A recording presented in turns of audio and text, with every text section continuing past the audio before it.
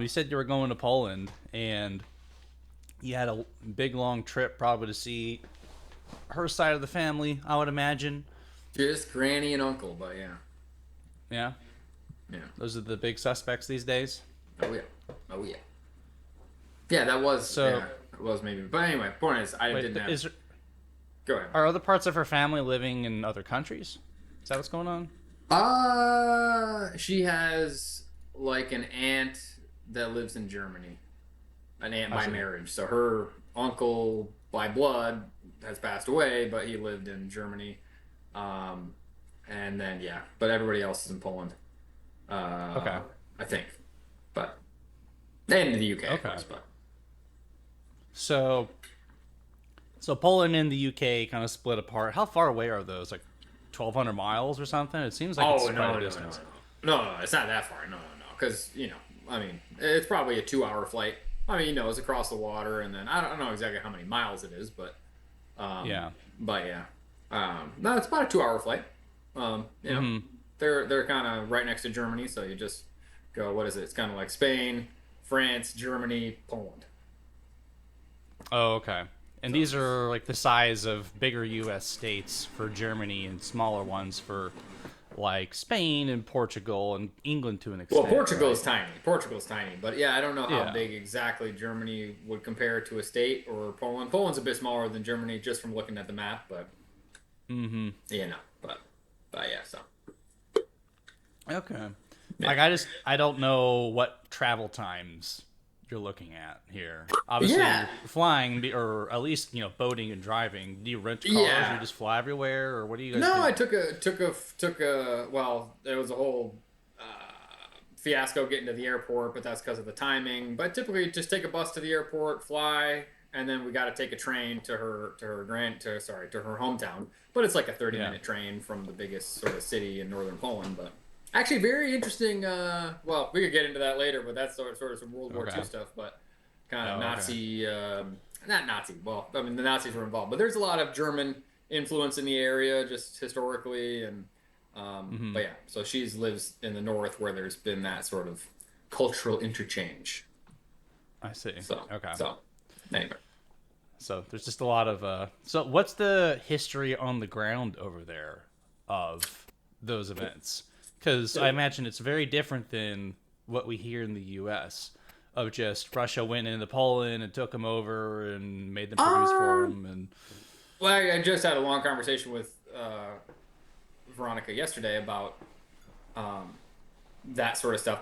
The narrative yeah, is pretty um, comparable to what we hear in the U.S. really, I could see Yeah.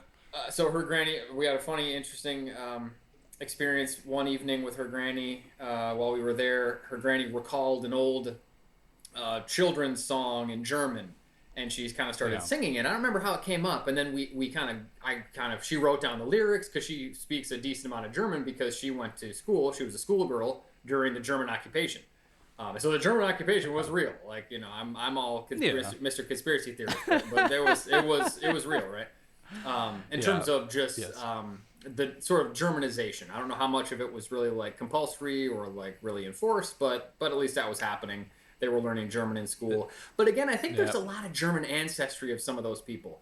I think she has more German ancestry than we know, but that's sort of the next step. We were doing some ancestry Okay, like research while I was over there too. But yeah, anyway, so we looked up the lyrics for the song, and it's kind of almost it's called almost like a military esque sort of march, sort of. When you find people, people actually singing it, we found it on YouTube, and it's that sort of.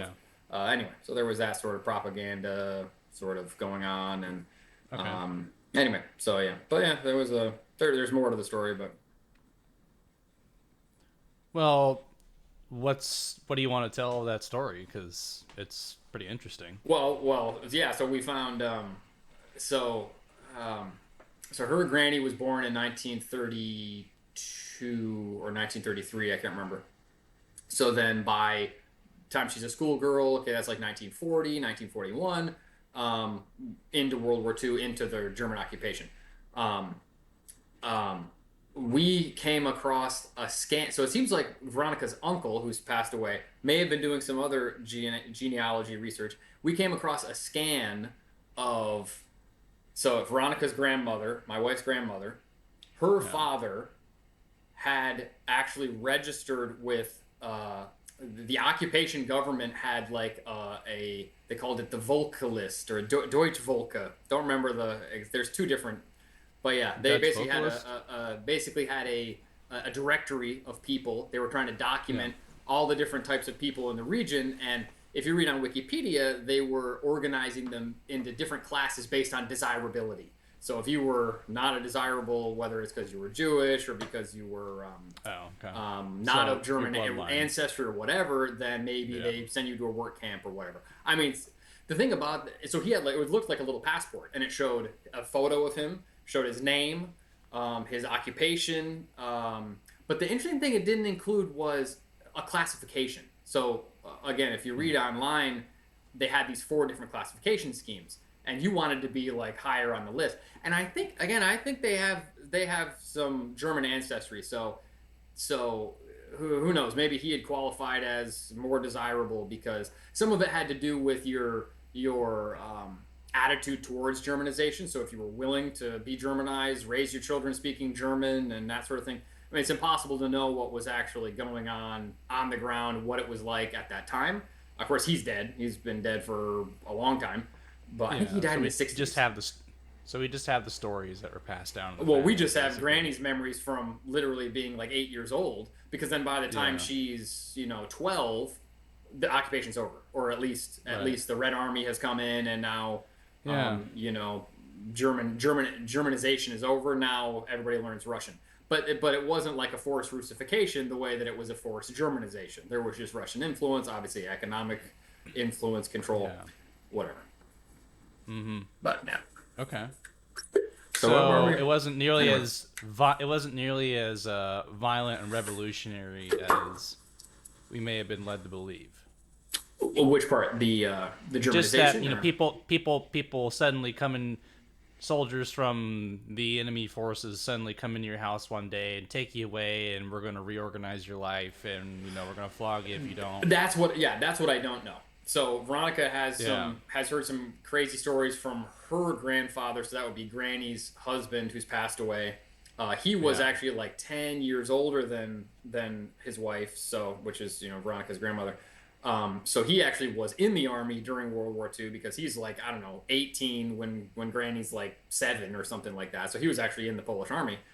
And he had told some weird stories, but I mean, I should say not weird, crazy stories like of violence or Yeah. whatever.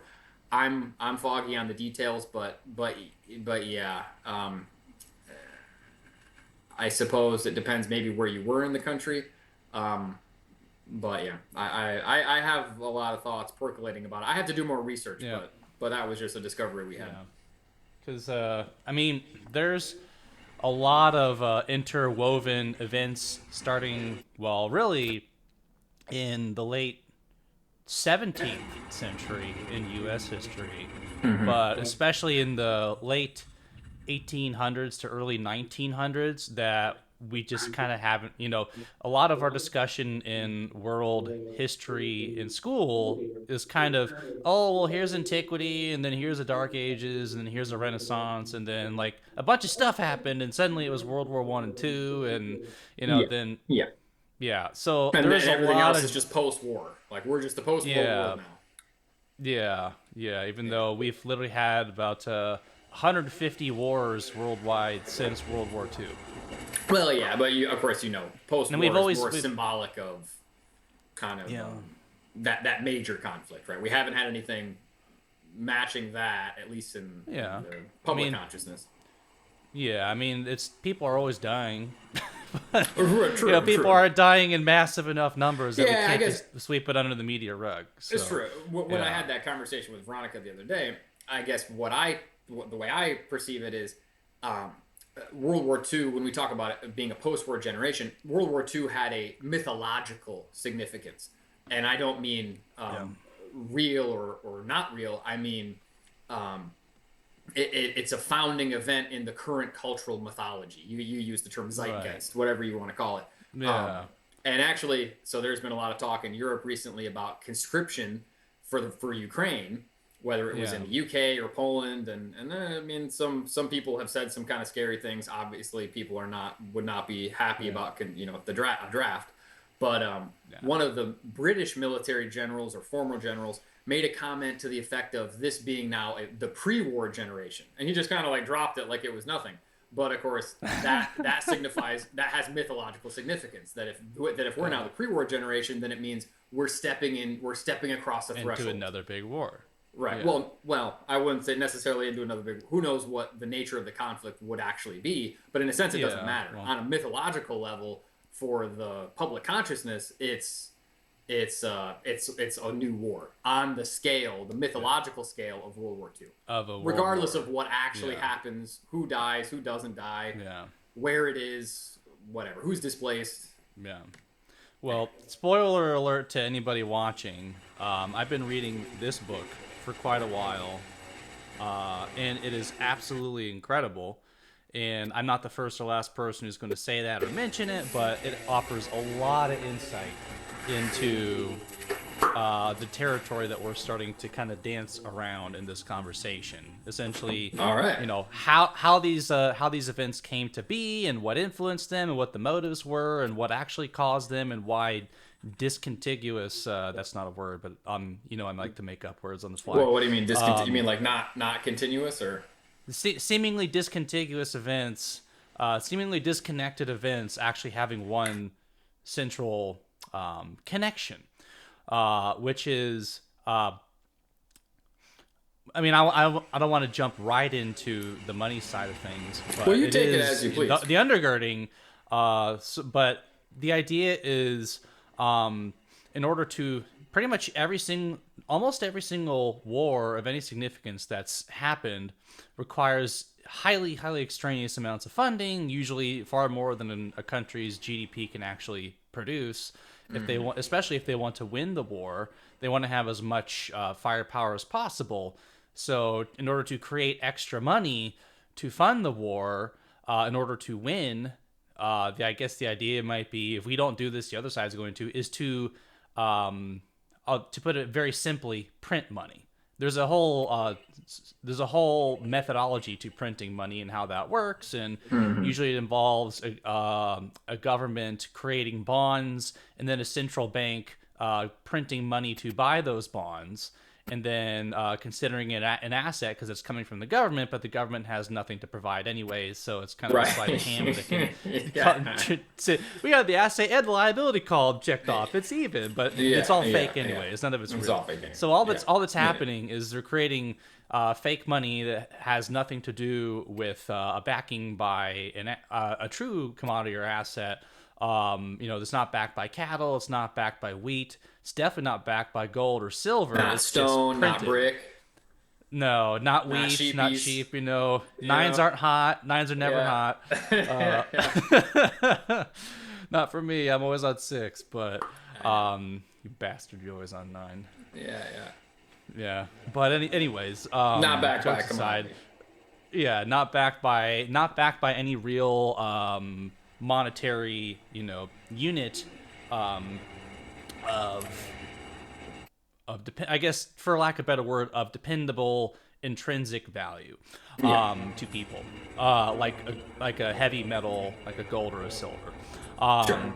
But fiat money is created, which is literally money not backed by gold or silver, and then it's always accompanied by what are called legal tender laws, meaning that basically the government makes it illegal for you to it makes it so that you are forced to recognize it as money.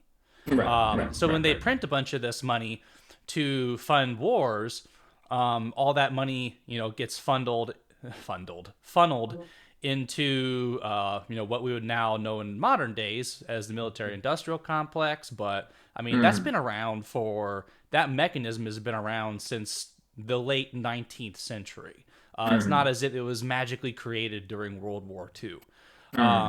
It's just that since World War II, we have entered kind of a post-war era where we have dozens and dozens of minor wars going on all the time, where we're just printing money to fund the wars, and then not only are we paying, not only is our tax money going toward funding those wars, Yeah. the real hidden tax of inflation, which is a term that we've heard over and over again, it's kind of a meme now, but the idea is that all the money that gets printed on the back end comes devalued out of our wallets because we are holding on to the money that has been had other money printed alongside of it. And the way that supply and demand works is if you have a huge increase of supply and demand stays the same, the supply is going to inflate proportional to the gap in the supply and demand. And that gap basically comes out of our pockets as a hidden tax. And usually that tax in the American Revolution, that was our first instance with central banks. A bank called, I think it was the Bank of North America, came into I don't know a lot play about around that time. Yeah. You need to read this book. It's incredible. I'm interested. The Bank I of know North. mention it to me. Yeah, I will send it to you if you want. I gotta believe I can. I looked it up. That's an old book. I bet I could find a PDF. The first version was in 1994, and I think the latest version was released in 2010, the fifth edition. Yeah, I bet I could find it. But to kind of wrap this point up, the American Revolution, I think there were like $12 million in circulation, continentals as they were at the time. I didn't know that. Around the late 1700s. I think 1760s and 70s.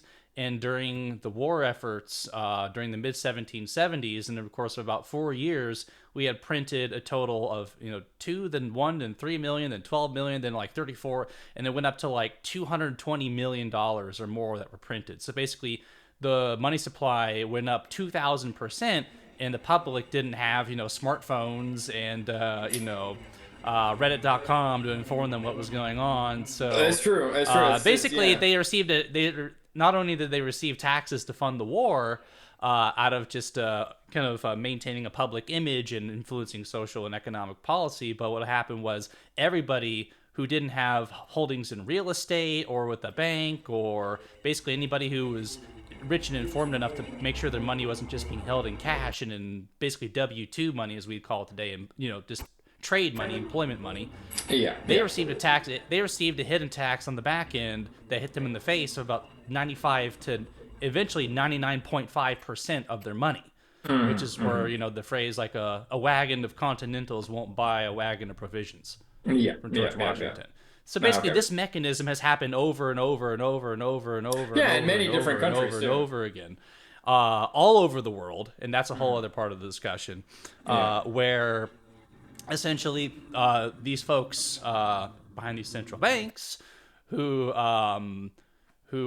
rhyme with for the musicians out there, the name rhymes with Fairchild, and are behind this mechanism and have been for over 300 years, especially for at least the past 100 to 150 years, to basically have a plan to create a central bank that creates fiat money, creates fractional money that transitions commodity money into fiat money. And once it's fiat money, basically they can kind of expand the money supply whenever they want, and the most lucrative way to do that is to create a feedback loop of print money to fund war, which destabilizes things, and then we print money and fund another war, and away and away and away we go. So that's why the politicians and the MIC and the central banks are all in bed with each other, because they know that they fund each other. Okay. At the expense of what is now in the 20th century in particular, the American taxpayer. Oh, right. So that's to bring it full circle. There was a specific part of that story during the Bolshevik Revolution and the Russian Revolution, where in the rise to Leninism, that is directly related to this mandrake mechanism of printing money to fund wars, basically. Mm-hmm. Sorry, this is a long. No, that's fine. Yeah. Yeah. So maybe my question would be when you talk about fiat money, what always comes up is the gold standard. But what you're describing is the time before 1971 or whatever it was. So obviously printing more notes means more notes are chasing the same amount of gold, even if you do have a gold standard, right? So then that's the idea. You're still even deflating. if you do it. You're still deflating the the paper, right? Yeah. And then people will eventually stop trading the paper, and merchants will start only taking payment in gold. So then what is the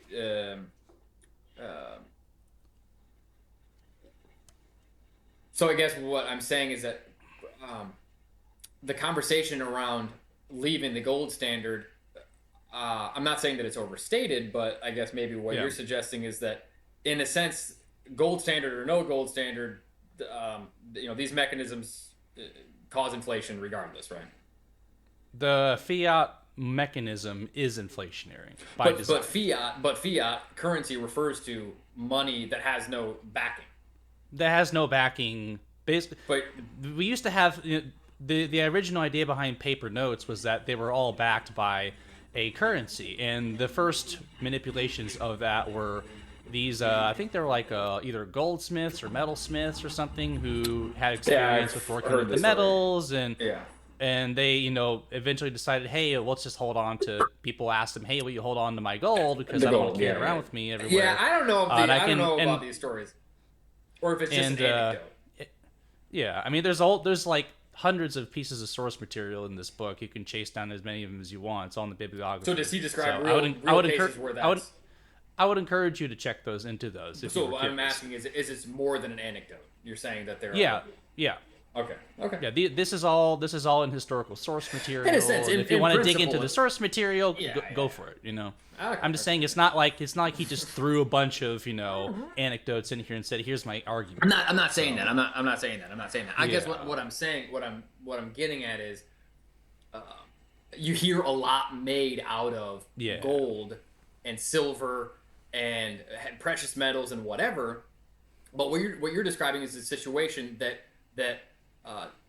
is you're describing a situation of exploitation of this system that's set up, regardless of whether there's silver or gold backing the money anyway, or whether it's Bitcoin or whatever it is. Yeah, Bitcoin's just a new kind of cyber installment of this. Yeah, not to get into Bitcoin, but then what you describe also is this idea of legal tender laws. You have to use on some level. You still have to use that money.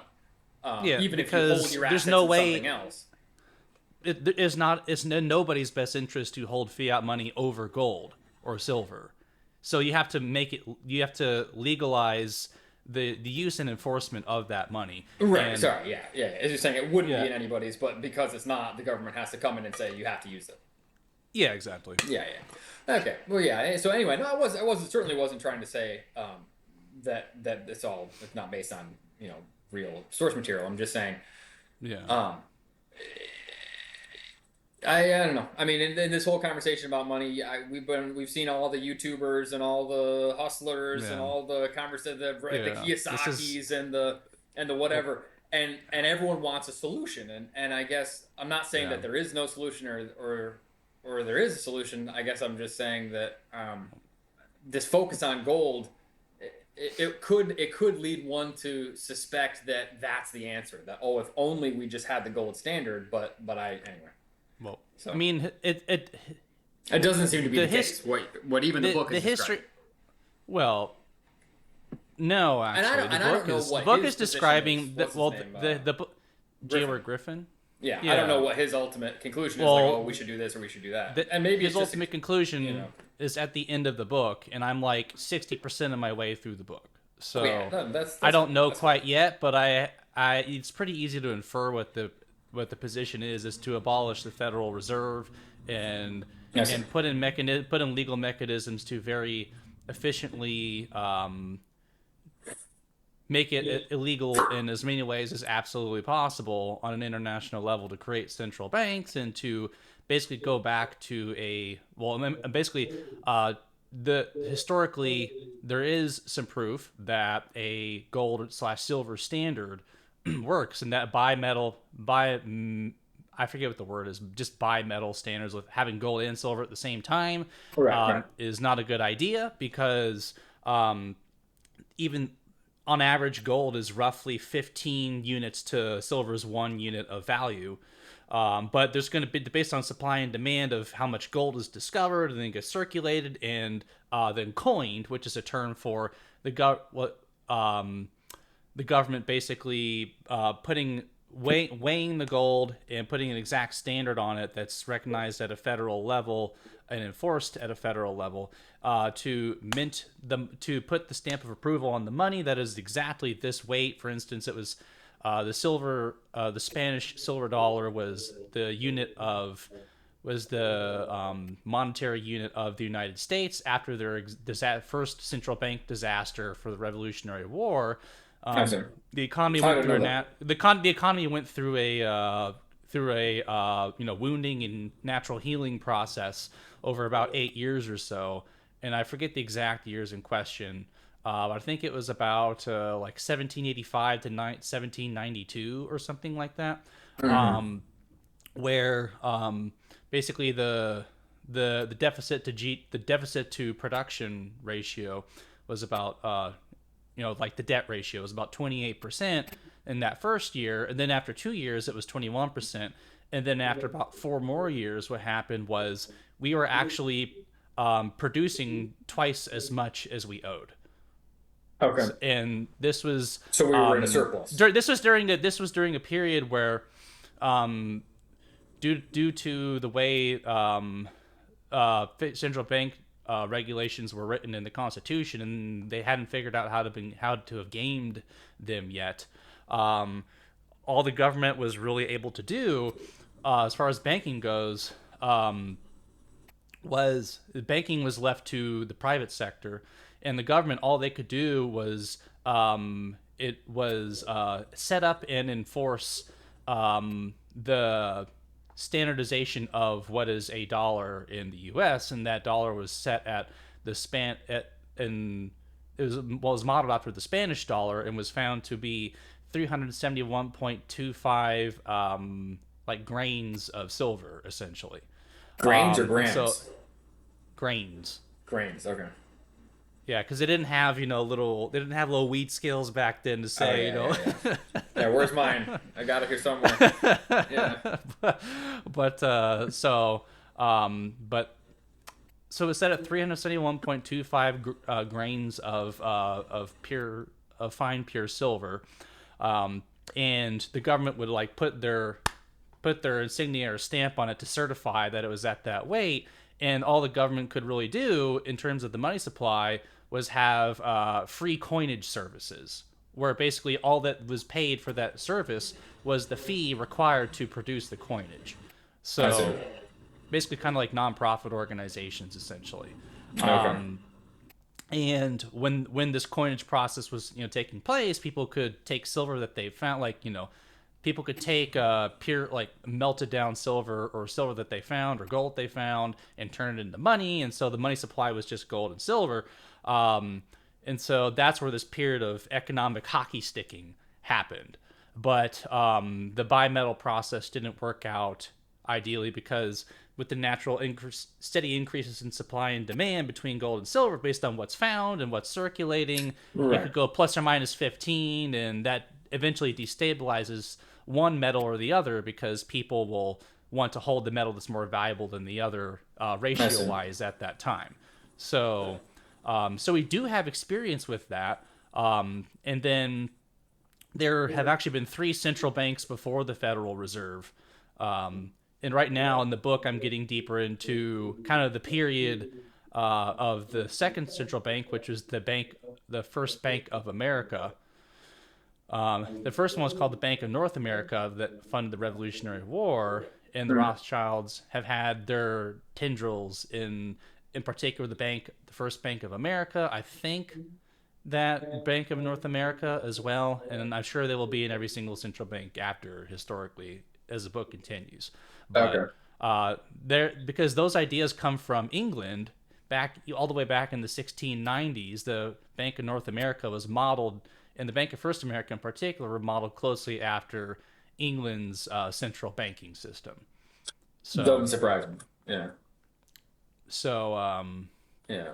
So yeah, basically the pieces are starting to come together. There's been a whole 2 chapters on how the Bolshevik Revolution was funded essentially by these central bankers, and both sides were played to create the variables needed to create an enemy that would then attack its suppliers. because the U.S. was essentially sending, and many other countries like Germany, I think even Britain, were sending munitions and planes and tanks and armaments to Russia to basically fund its new Bolshevik society Hmm. into Leninist regime. So, and the idea was eventually, they'll attack their suppliers, which are the people, the countries give them these munitions. So it created a cycle of forced commerce and inflation, essentially. And Okay. so that's why it's like, to me, it's like all the events that I'm always curious about what the personal stories of people in these Eastern European countries Yeah, are, because it would that's further interesting. inform what I'm reading. Yeah. So Um. that's kind of the shortest way I can put 360 something very dense pages that I've been through so Yeah. far. So, No, it's yeah. very fascinating. As I told you, I'm Yeah. familiar with the G. Edward Griffin, the author from 9/11 stuff. I know Yeah. he's been into all kinds of conspiracy theories or World Without research, Cancer. as you will. Yeah, cancer, AIDS. Well, World Without Cancer is a book in particular where he discusses how amygdalin, which is basically vitamin B17, which is found in, I believe, apricot seeds, Okay. or some kind of like a fruit nut kind of seed of some sort.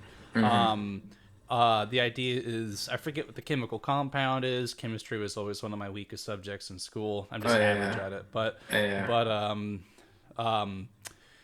there's like a cyanide molecule embedded inside of this compound that's inside of B17, Okay. and the idea is it is only in your body. It is only selectively dismantled into its constituent components molecularly by cancer cells. Okay. So the cyanide is locked inside of there and is not bioactive only until it enters a cancer cell, and that cancer cell's anabolic respiration, as opposed to anaerobic respiration, which is Yeah. sugar production for the R- mitochondria, essentially, Right. as a fuel mechanism rather than aerobic respiration, which would be Oxygen. oxygen used as a Yeah. fuel source. Right. Basically, that difference in mechanism causes the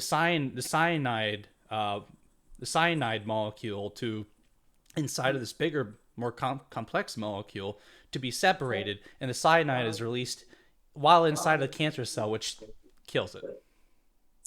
Ah, okay. I thought I was going somewhere else. Okay. So, So you want the B so 17? Is that what you said? yeah, so the B17 basically selectively inserts cyanide into all the cancer cells. Interesting. And he has a whole book on that. Yeah, World Okay. Without Cancer. Okay. Yeah, I read that on his Wikipedia. I was looking at his Wikipedia page the other day. Yeah, Surprisingly tame, his Wikipedia page. I mean, of course they call him it's not super tame, but denialist or whatever, but yeah, um, interesting. That's interesting.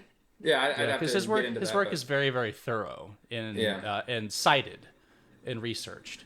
Like you can go and track all the research he's done and all what are literally, I think in this book. I mean, it's pretty. The source material is actually relatively tame in The Creature from Jekyll Island. I think it's quote only 6 small font pages of source material. Of references.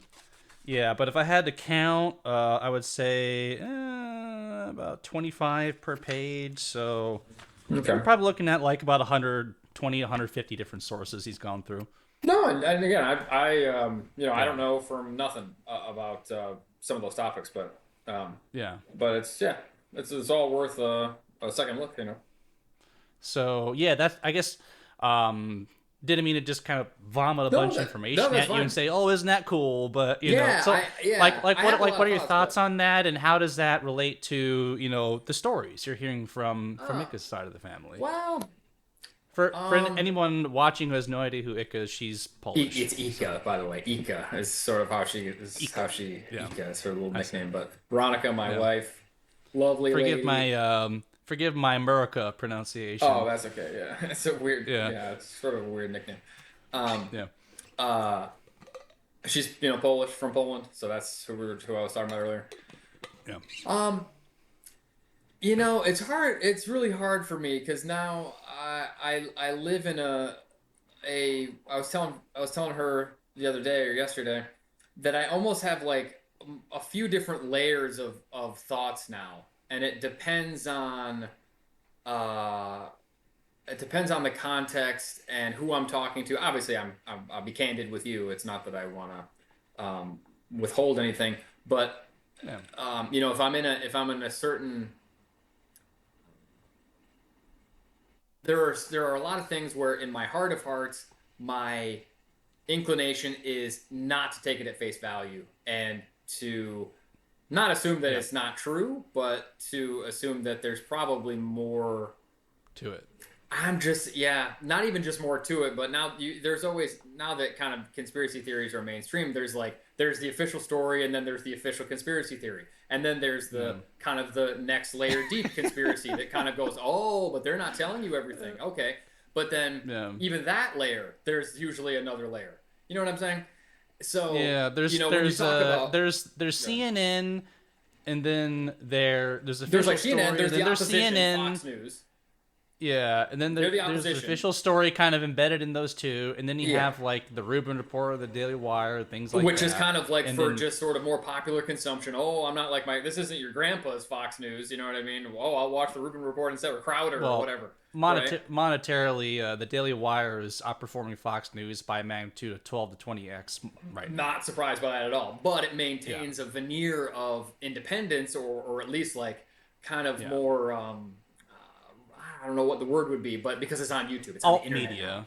Right, it's alt. Yeah, it's not alt at Yeah, all. but the But alt it has media is veneer now of the alt. main media. Exactly. Yeah. Yeah. So you see, so we're kind of on this conveyor belt. Anyway, point is going back to your question about what were people on the ground experiencing in Poland at that time and whatever. Obviously I can't ask the adults that were experiencing it because they're dead, and that's kind of the big thing that happens. It's like all of a sudden, actually, there's no primary sources, even if they were alive. Go ahead. We're actually now borderline too historically removed from the events to have source material. Exactly. Now it's like, oh, you read a history book. I might as well be reading Yeah. about, ancient Japan. I remember taking a history class in college where you just have to sort of. The interesting thing is that when you read, like in that Japanese history class, we were reading sources from, I don't know, the year 800 in Japan, right? So we're not only distantly removed chronologically, but also culturally. We have no dog in the fight of what was happening and who's telling the truth in that time period at that place. But now we're chronologically removed, but it's still our culture. It's the Western culture. If we're talking about World War II, things like that. And it is still mythologically relevant, is how I think of it, in terms of our cultural, how we conceive of ourselves, of our relationships to some of these other countries. Who are the what are the storylines? Who are the villains? Who are the good guys? Just on a macro level. So as you say, we're chronologically removed to the point where the sources are just books, just like ancient Japan, but we can't penetrate them in the same way, either because of our own biases from our cultural programming, or because we can't really be open with other people because we might get talked down, or we might get, you can't say that because that's not, and you'd be surprised what you're not allowed to say, even in like alt circles. That's kind of what I'm saying. There's all these layers. So even the alts, you try and question something and they're like, wow, because it's still mythologically ingrained in their mind. So my point is, I wouldn't be surprised if people in the Polish countryside from at least her region didn't know anything was going on. I'm not saying I think that. I'm saying I wouldn't be surprised. And her part, that part of Poland, if you're familiar. So when we fly into Poland, we fly into Gdansk, which is the German name is Danzig. So it was called the Free City of Danzig. It was almost like I don't know a lot. I need to read more about that. But so it has a lot of German history as well. And it seems like, and when I kind of did some reading as well, her great grandfather, so Granny's father, who had the little passport, that he was on the list, right? So he registered. So that was kind of you were supposed to register. Yeah, he had his papers, and you were supposed to register. Now, did everybody do it? Probably not. But but I think he was Just relatively those who were skilled. forced to. I think he was a train engineer of some kind. He worked on the railway. I don't know how skilled he was. So maybe he was slightly upper middle class, however you want to describe it. I mean, obviously the classes are very different, but at the time maybe he had an in-demand job. But his first name was of German origin. His name was Bruno. So he had a Polish last name, but so if I went back further in their family, I bet you and we found pictures in her granny's old black and white photos of kind of a branch of the family that had stayed in Germany. It was like a step brother of Veronica's grandfather or a half brother who had stayed in Germany. And on the back of the photo was people had written in German, and that's how we found. And Granny didn't really know who they were, but she's, oh yeah, that's so and so, whatever, you know. So my point is, there's a lot of overlap. So, and at the same time, maybe Veronica's great grandfather, this man that we're talking about, maybe he didn't experience any discrimination because he was considered Germanizable, you know, because he had this German ancestry. But also, how did you prove it at the time? I don't know how you proved it. He had a Polish last name, so anyway, I could go on, but it probably is the same way that, you know, family lines were proven before we could pretend Ancestry.com was the end all be all of everything, right? Right. Where it was like, well, my because I was always told in my family that my great grandparents on my dad's side were pure blood Cherokees. And Cherokees. Yeah. You never told me. Maybe you did tell me that. Yeah. And you know, that it got mixed half and half at the level of my grandfather, which would make my dad quarter Cherokee, which would make me eighth Cherokee. Okay. And like that was like I feel like that's the logic people would use. Yeah. I feel like that's the logic. Yeah, it is. Do you have proof? I feel like that. As much proof as these people had when they said they were German or Russian. That's what I'm asking. You see what I'm saying? Okay. Yeah. That's the point I'm making. Yeah. But like, if you look at my nose, it's like kind of Indianish, you know. Maybe. But I have a lot of Irish and some German blood in me, and yeah. You know, I'm a mudblood of all different sorts. Well, you have an English name though, right? Yeah. I don't think I have like a huge amount of like British descent. I think it's an English name. I think, or German. It's English or German. It's definitely Germanic. You know what's funny? I actually don't know. It's Germanic for sure. What nationality my name is? I just have never cared. You just have to trace up. It. So your dad's father, he was. So you're saying your dad's father? You're saying was a quarter Cherokee. Half. Cherokee. So then his like father, my grandfather looks pretty remarkable, like pretty notably Native American, and he's alive like, and lives in Virginia, right? No, my granddad passed away a couple of years ago. Oh. To lung cancer. Okay. That's why my family moved. That's one of the main reasons why my family moved to Virginia, was to give my grandma company, essentially. That's right. So, but then that means that his mother was full-blooded Cherokee. Yeah. But there's you know, black and white portraits of her throughout my grandma's house. But his father was Hart. Had to be. I don't. Had to be. Right? Had to be, because that's how you got the name. Yeah. Right. Yeah. No, that's interesting. That's interesting. Yeah. So my point is, the other thing I always have to ask myself is like, so it reminds me of COVID. So during COVID, things could be enforced on such a deeply psychological, like personal level. You felt like you weren't safe in your own house in terms of safe from the messaging. It was constant. But if you're living in a rural area in Poland in 1932 and you get there's a bulletin that you have to register with the list, did you have to? How many people actually registered? There's varying figures on that, but maybe they missed your house, or I mean, you know what I mean? I mean, there was a level of removal that I suppose you could have. I could be talking out my ass. Maybe someone's going to come through here and say, "Oh, my grandfather, they came through with their machine guns and they said he's got to register or else he's going to Auschwitz." If that's the case, then that's the case. I'm not going to. So you see my layers of opinions. At the very bottom, I'm very skeptical, but who am I to say? Well, yeah. The thing about the Yeah, the thing about the rise of Germany and the Holocaust is it was actually funded in large part by the central banks through certain companies that they put a lot of money into, like IG Sure, sure, Farben, who sure. helped to, create and maintain the camps, and also inserted a lot of money into Hitler's rise and his political parties. So, Sure. So, again, yeah.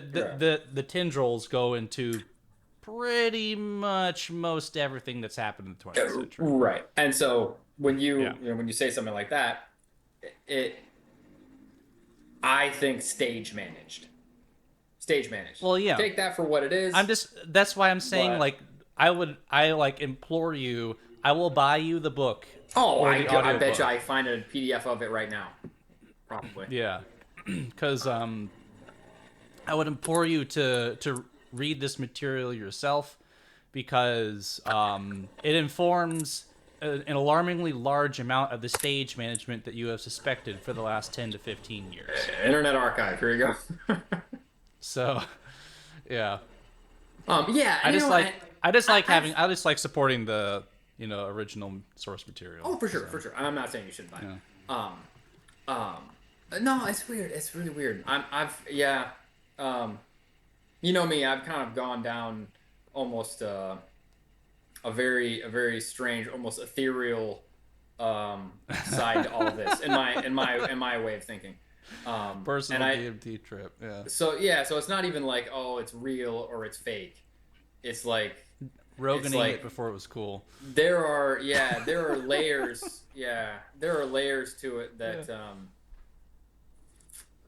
I couldn't even begin to speculate on. But I think an interesting insight that I have gotten, I feel like, from another certain researcher that we don't have to get into, but is that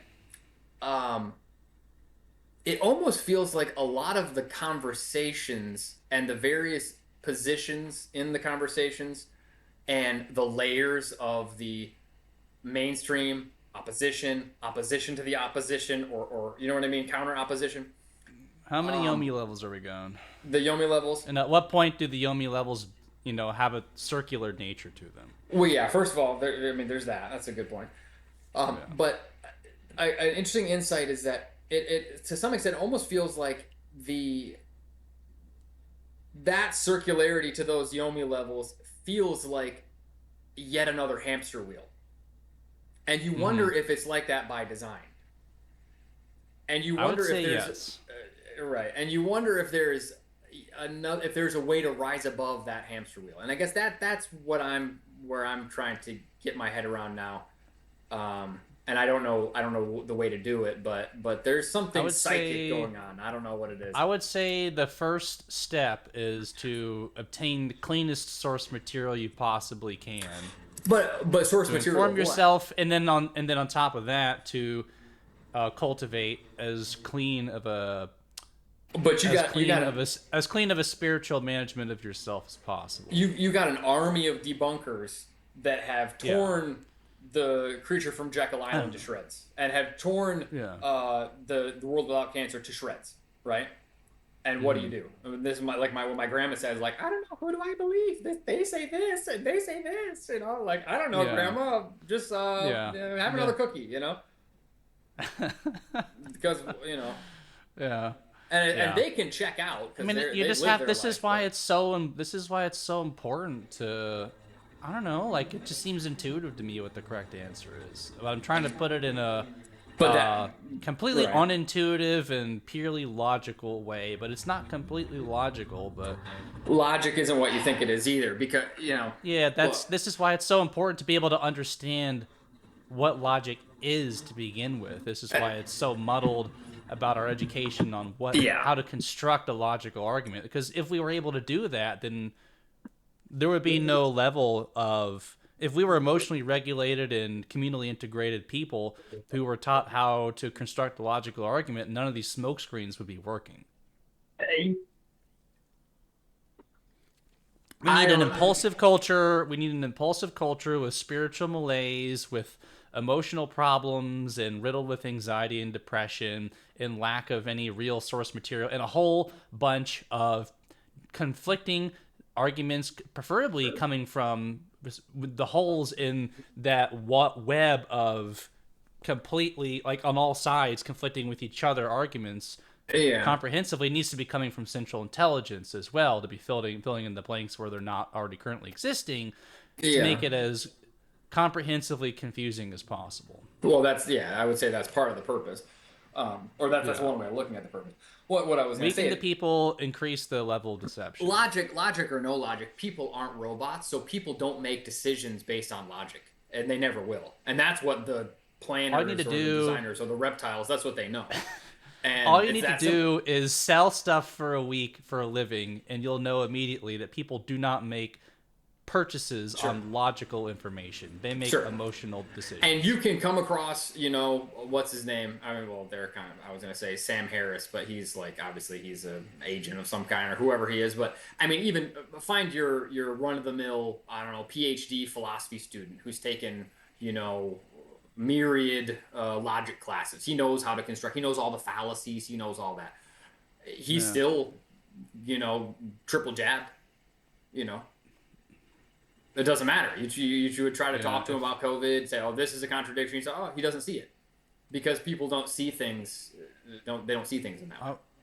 I would say central axioms are more often spiritual or emotional in nature than they are logical. I mean, that would have to be the case by design, because if it's By a central axiom, central axiom is literally, something that you assume to be true without any, Right. I guess, without any hard evidence for it or prior evidence for it that informs all of your other beliefs. Because that if people are wondering, like, how people like Peterson can say that everybody's religious, that's all that's being said. Yeah, that's true. Yeah, I mean, I never had a problem with him saying that. I know he has said that, but yeah. I think he has said it differently though, where he said something like everyone believes in God, or at least acts like they do, or something like that. Well, that's an extension, right? Yeah, same idea, but yeah. People don't like to hear. Where, like, how it's like, No, but speaking of which, this is interesting. I was actually going to say this, but then you kind of brought it up, sort of with the point about axioms. So I was reading this other book, actually it was a PhD dissertation, talking about Chomsky and kind of actually criticizing Chomsky. I still need to finish reading it because it's very interesting. Chomsky, Noam Chomsky, and his linguistics, right? But the guy he was talking about kind of philosophy and logic in general, and he was talking about non-Euclidean geometry. So you remember being in geometry class? I believe we had it together, 8th grade, right? Yeah, we did. That's when all 22 of us were playing Blockus. I still have Blockus, by the way. Oh, we should play that. That's good. Yeah, we should play some drunk Blockus. Yeah, team urine, Yeah, team urine versus team blood, whatever. So, in geometry, we would be given a new postulate, and that's, you said axiom, but a postulate is just, you just assume it to be true. But the guy in this, like 0 is 0. Like 0, yeah, whatever. And again, I'm not a super big math guy, but I know my way around math. And I understand, you can understand this idea in principle. The guy was describing the development of non-Euclidean geometry, because the assumption before, like with the Greeks and all that, is that, math describes the real world. We have this language that we've developed, but it really correlates to the real world. There's like a one-to-one relation. So if I whatever, you count things or you draw lines, and there are physical limitations because it has to be represented by what's possible in the real world. And it's not just like a made up language.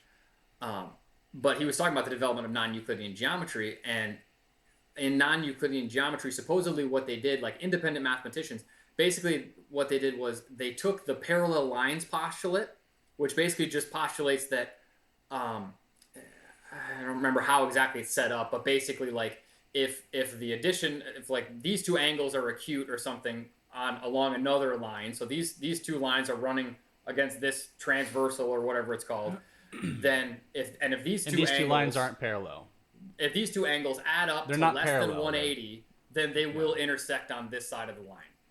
And if they're 180 or more, if they're 180, then they're parallel because it's 90, right? And then if it's more, then they won't intersect on this side of the line. They'll both continue in opposite direction for infinity.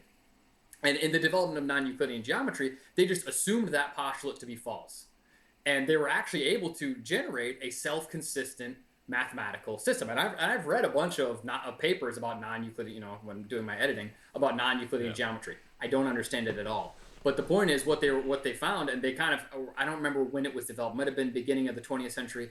They all of a sudden were left with this big existential problem of like, now what does math mean? We've now developed a totally self-consistent theory that on paper all makes sense, but it doesn't refer to any real world phenomenon.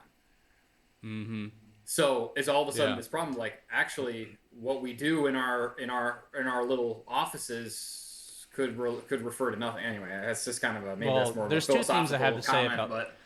There's two things I have to say about that. First would be that Adam has literally my biological brother, for people who don't know. Adam has literally proven to me on paper that 0 equals 1. Sure. And that's an extension of the stuff Adam was taking in high school, which would be basically the first 6 semesters of calculus in college. Right. Because smart guy is insanity. So he did ATIP. So Adam did ATIP. So basically, other thing would on top of that would be that Adam really got it deep into the fundamentals of string theory in high school. That was recreational reading at that time. I remember a lot of books being read. Funny story, well, not funny. When NASA shut down the astrophysics branch, which is related to some of the Stephen Greer stuff I was reading. Stephen Greer stuff I was reading. Adam had eventually decided, at that moment to settle for a dual degree in math and physics instead of pursuing astrophysics. Is that why he did that? Yeah, it was. Adam was at U of M on a $50,000 scholarship for astrophysics. So and he bailed. That was the original degree because NASA shut down the branch. Adam's and where was the branch? Just the branch overall. Or in a certain area. And NASA. I don't remember. Okay. I don't know where that branch is located. I would assume Florida. I mean, I'm probably. Why would NASA shut down their astrophysics branch? They're NASA, right? To stop pursuing the sciences related to it. My conspiracy theory about it is that it's to prevent the public study of consciousness sciences. But see, because basically the whole point of string theory is that conscious attention makes particles behave differently, and that's been proven. Oh, that's funny. I was just talking about that with Veronica. That's the gold slit experiment. Mm-hmm. Well, it's not consciousness, but observation. The gold slit. That's fine. And so this is also this is also why the gold slit. The second point would be from the double slit point you had earlier. Yeah, the second point from what you said earlier is that our models may be modeling different phenomena in potentially different dimensions, if we want to go there. That could be one way. Or it could just be a fake phenomena that we haven't quite proven yet. But basically, the third point would be that the way they make models is they find something that they have found to be true or want to be true, and they build a model around it until it becomes inconsistent. It's not the other way around. Oh, what? Say that again. They build a model around something. People find something that is true or that they want to be true, and then they build a model around that axiom. It's not here's a bunch of stuff we found to be true, and let's derive the central axiom from it. It's the other way around. That's how people think. That's what intuition breeds logic. Logic doesn't breed intuition. You see what I'm saying? Yeah. Logic is a more limited but more concrete and transmissible method of medium of information than raw intuition is. Intuition gets there first, and inspiration gets there first. That's true. As if to come from the ether of genie or genius. But sure. But logic is putting it into terms that can be passed on to other people. Sure. Exactly. You have to encode it in some way. Yeah. Yeah, and in a perfect world, there is this sort of constant interplay between intuition and logic. But I think what you're saying, and I think in this, for example, this PhD dissertation I was reading talking about Chomsky, essentially saying that, you have your initial intuition and you build a theory, but then you just like continue down that line with your intuition. Well, I don't know, this is not really, because then you also have like the real world phenomena, because you always have to go back to the real world phenomenon, which a lot of these sciences stop doing at some point. So I think some people would criticize even modern physics based on that, where a lot of it's just math, and the question is, does it refer to anything in the real world? Might not, might. But yeah, but linguistics as well. But the interesting what you said about logic and intuition. So, yeah, I guess those are the kind of things that came to mind when you said, we made this whole entire non-Euclidean geometry model that's self-consistent, but it describes a completely other. But like, well, yeah, I guess it just goes to show that, just we develop models based on their practical ability to predict phenomena in the real world, and that's all science is. It's in not, theory, this is gospel and truth, and it's the closest representation and modeling we have to replicate truth in a predictive manner in the future that we have currently. In theory, that's what it's supposed to be. Yeah. Yeah. I just want to make that clear for people watching. In theory, that's what it. So, that's what it's supposed to be. Yeah, and then that's how we get into adjusting studies for again. People have a conclusion they want to be true, and then they, especially nowadays, they more and more overtly build the studies to try to create the result that they want to see. Yes, but that part of that is also just the politics of science, but for all manner of different reasons. And that's a whole rabbit hole. But anyways, I found it particularly interesting. Adam's a little too far removed from all those studies to give me too much more information on it, which is really kind of a bummer. In my opinion, a bit of an atrophy of some extreme, unique genius talents that Adam has and had. Due to circumstance, but like Adam almost a couple of crazy things. Just a little bit of a thumbnail that I don't want to get into right now. But Adam was looking into Bitcoin back in 2009 and almost invested into Bitcoin back then. Okay. If Adam had, we'd be filthy rich right now. Too bad, dude. What the heck? Yeah, too bad. But B, that. String theory in consciousness physics basically is what it is, or you could say like fifth dimensional physics if you want to go there. Fourth dimension being the interaction of space and time, is something that was a hobby interest of Adam's when we were in high school. And Adam's always been deeply interested in the theoretical side of that and the research side of that. So, and just getting as close to the source material as possible. But I just find it super interesting that particles literally behave differently when consciously observed. And they can move when conscious, off of conscious observation. Very famous, experiment, I need to reread about it again, but I remember learning about that. I actually had a conversation about that with my phonology advisor, like in undergrad. We were talking about linguistics, and then he went into the double slit experiment. I don't remember what we were talking about, but I have to, but conscious. Actually, that's kind of like the Alison McDowell rabbit hole that she shared a few.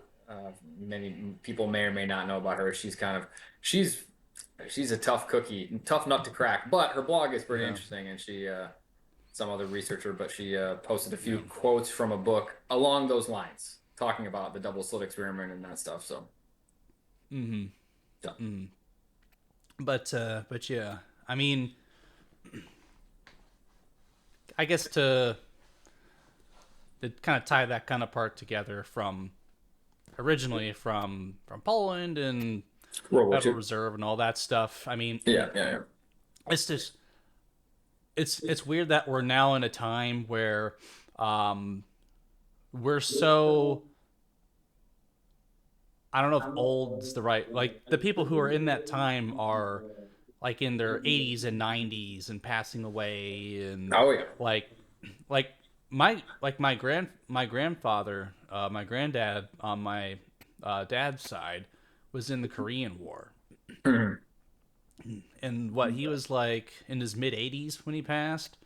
Okay. Yeah, so like to have people who were around in the World War, they would have to be what, like 90, 9,500 years old now. Yes. Yeah, yeah, So that's yeah. assuming that they're 90, 95, 100 plus years old.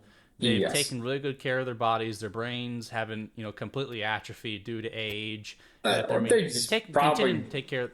Like it's going Sorry, to be go ahead. really difficult to find direct anecdotal source material that doesn't come from a book. And some people get suspicious about if it comes from a book, it could have been edited, and Yeah, so yeah. like That's source yeah. material like what's in the creature from Jekyll Island may be the closest to source material that we can reliably find, which is For crazy to think about World War II, you mean, or for World War II in particular, but okay. especially for events that took place more than 100 years ago, like World War One, um, the late 19th century. Like that's a very historically rich period of time that informs everything that we're doing today.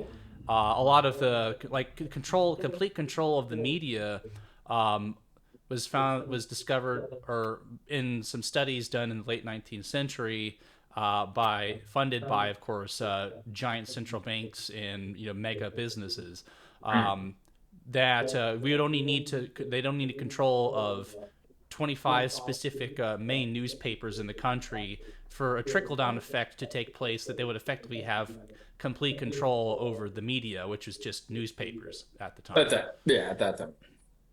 Yeah. So, I mean, complete media control has been known by J.P. Morgan and banks such as them for. This isn't a new phenomenon. This has been going on for over 100 years. No, no, for sure, for sure. It's been going on since the late 19th century. So it's Hmm. just that it's a lot more egregious now. But also we have you know, it's crazy that it's it's hard to understate, it's hard to overstate how disruptive it is that everybody has access to a high resolution and intelligible form of media directly in their hands. And of course, the counterbalance of Yeah. that is that we have, we have kind of dopamine culture resulting from those phones, and then we get into all the stuff that everyone's saying on podcasts all the time, blah blah blah, smartphone brain rot. It's pretty But much inevitable, yeah. yeah, but it's hard to overstate how disruptive it is that there technically is a completely individualized form of media right now, to add Yes. perspective to what has been a completely dominated media by plutocracy for since almost 150 years ago. Okay, I guess, but then I guess what do you mean by individualized? Just that an individual can, do something like this, or even just post 10 seconds of whatever they feel like on their phone to a short form media platform. Right, but if they're getting all their information from those same sources, then they're just Yeah, regurgitating there's that, a right? counterbalancing polluting effect that is attempting to override that advantage, an Yeah, and individualized I'm not media. saying that it's not an Yeah, advantage or that it's there's not some value to it. I guess yeah. that's why I'm almost interested in this. You talk about the power of consciousness, almost this element of consciousness tuning going on, Yeah, and people are totally. aware of it loosely through like the algorithm, but I think the question, and this is sort of again Alison McDowell stuff, there's something about some of her research that speaks to me on a deeper level, because I think the question I always run up against with people is you get them to through like a few hoops, because you always got to get them through a few layers. Okay, like, but this didn't make any sense. This, and like, okay, yeah, you're right, that didn't make any fucking sense. Oh yeah, they lied about that. Blah blah blah.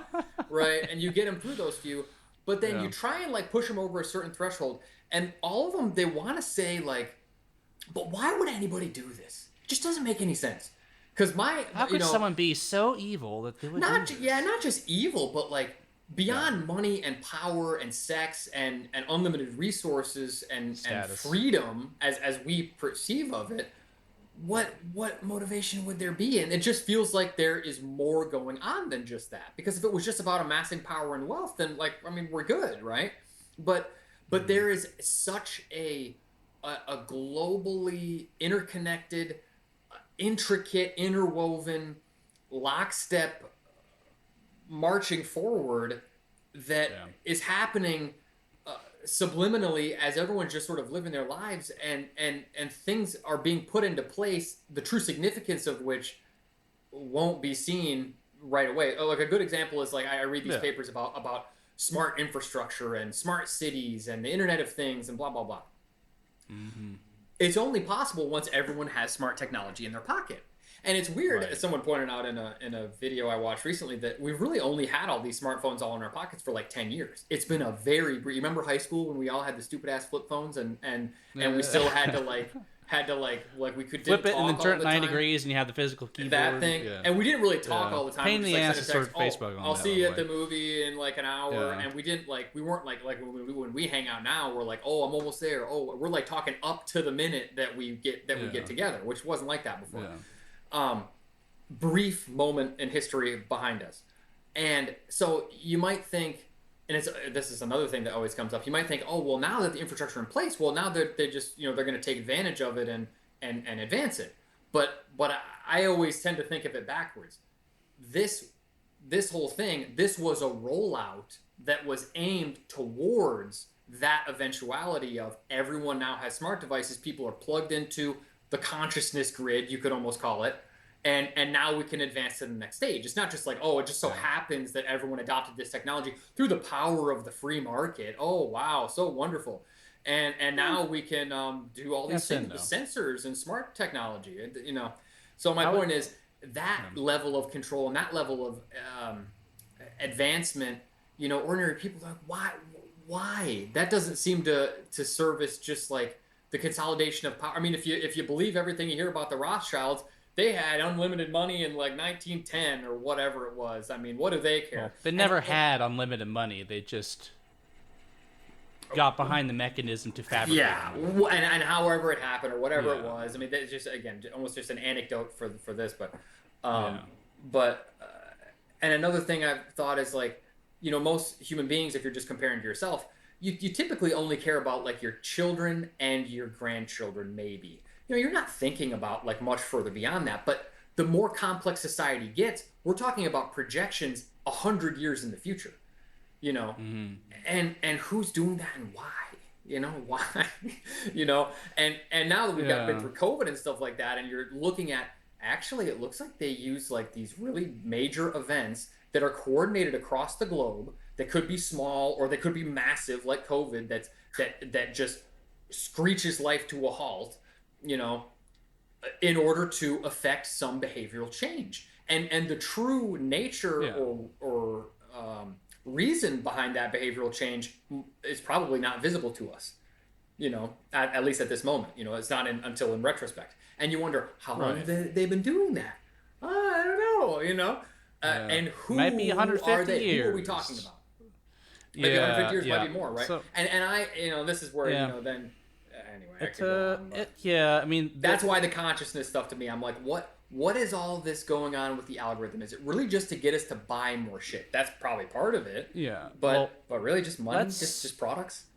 Let's take a few big steps back in history just for a second and then tie it back in. So right, tie it. Tie the knot. So it's mentioned in The Creature from Jekyll Island, like, if we can print unlimited money, then why do we have taxes? Because taxes are used to get around. I mean, well, no, because in the hidden tax of inflation is a mechanism used to get around. I can hear feedback, but it's a mechanism. Yeah, it's a mechanism to get around the fact that we don't want to directly tax the people because there will be too much pushback from that, and that we don't actually want to upset the apple cart enough to cause any riots. Will there really, any though? Mass dissent? People get taxed their asses off nowadays anyway. Before inflation. You might say, well, why do we tax if we don't need to tax? right? Yeah, I was going to say that earlier, but I have my Yeah. own thought So why. But basically, the theory, the stated purpose is to steer social and economic change and evolution over time, yeah, and to I agree incentivize with and that. Yeah, disincentivize certain behaviors yeah, that will maintain the plutocracy of the central banks. yes, So I would agree with that. Yeah, in yeah, some so way. it's a economic incentive structure to enforce social grooming essentially, It's and just another culture lever that they can consciousness pull, grooming. or it's another Yeah, dial that they can twist. It's yeah, not, oh, we need taxes to fund X. I don't. That's why I love when people talk, oh, but your taxes do these things, and I don't want my taxes going to that. It's like, dude, your taxes don't go for that anyway. If they wanted to do that, they'd find some other way to fund it. yeah, They're taxing you. yeah, It's yeah. As I say, it's a lever in their grand machine. yeah, yeah. So, what were we saying? Oh, like why are they doing this? Sorry, why are they doing this? Well, Yeah. that's just a. There's a lot to say about that. There's like a couple whole chapters on that type of phenomenon in the book. Well, why are they doing But what exactly? You're talking about the why like whole. what why are like how far in advance are they thinking to create these I'm trying not to be vague.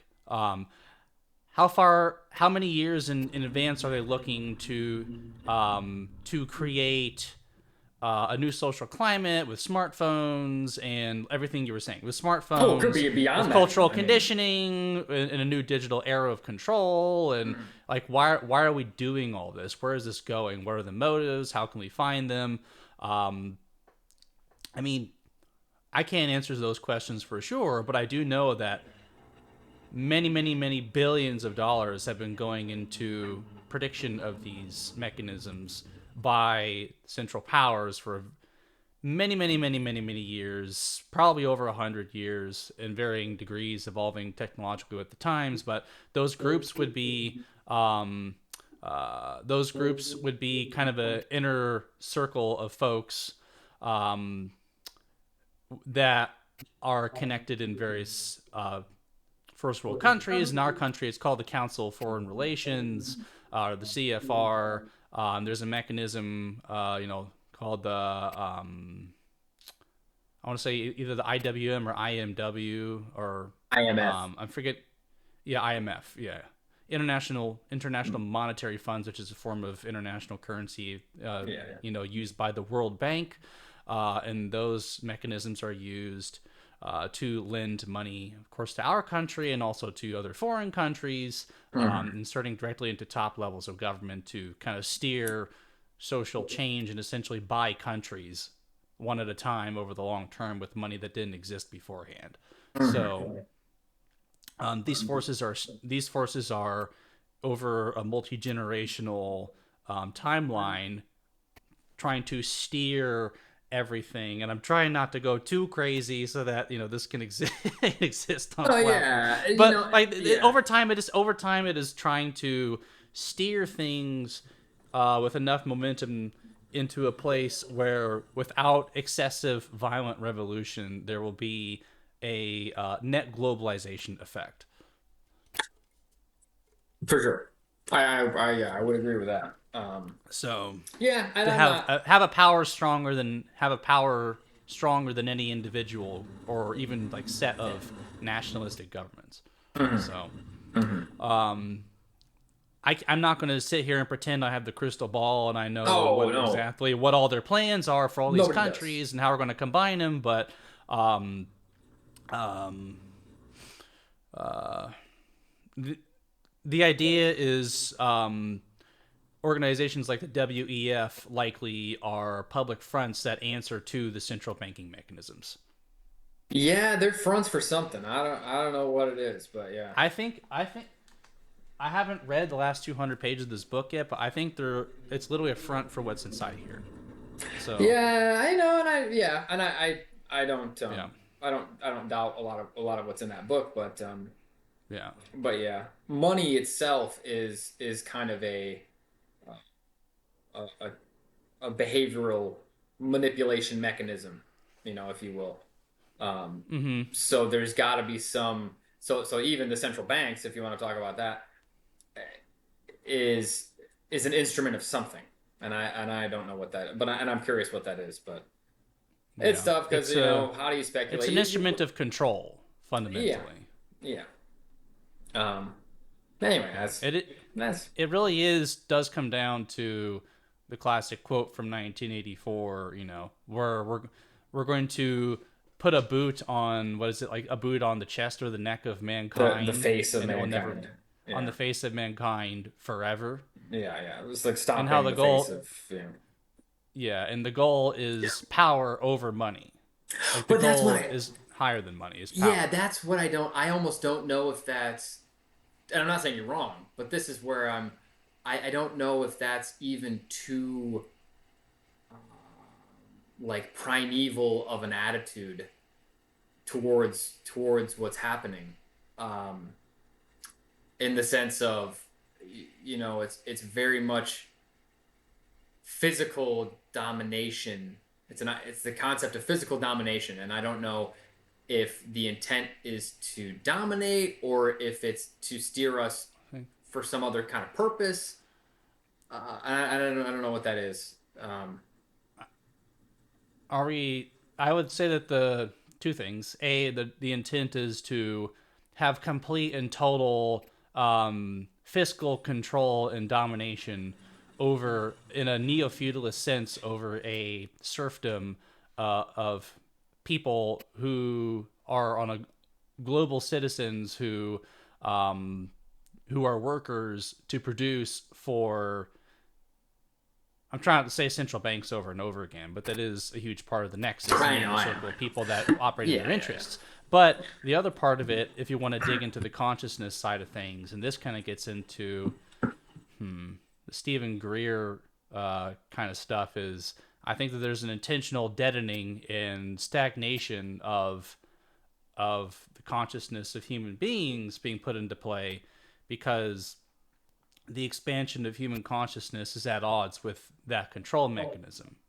And so That's certainly could be. I think that to maintain control and on a monetary level, and domination is of course of high interest and top interest, but I think also what goes hand in hand with that is complete control of the steering of consciousness, so that any variations in predictability of the masses can be accounted for in a complete sense, so that there is complete predictivity of the medium and long term future, so that control can forever be maintained.